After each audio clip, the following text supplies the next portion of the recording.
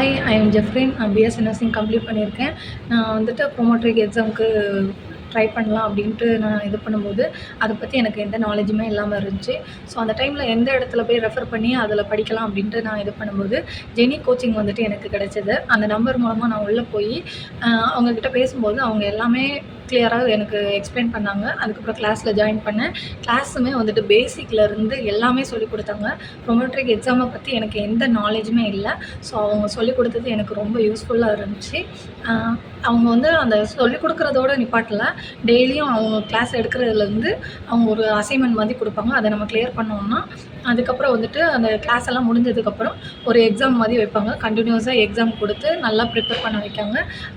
அவங்க ப்ரிப்பேர் பண்ண வைக்கிறது மூலமாக எனக்கு ரொம்ப யூஸ்ஃபுல்லாக இருந்துச்சு. ஜெனி கோச்சிங்க்கு ரொம்ப தேங்க்ஸ்.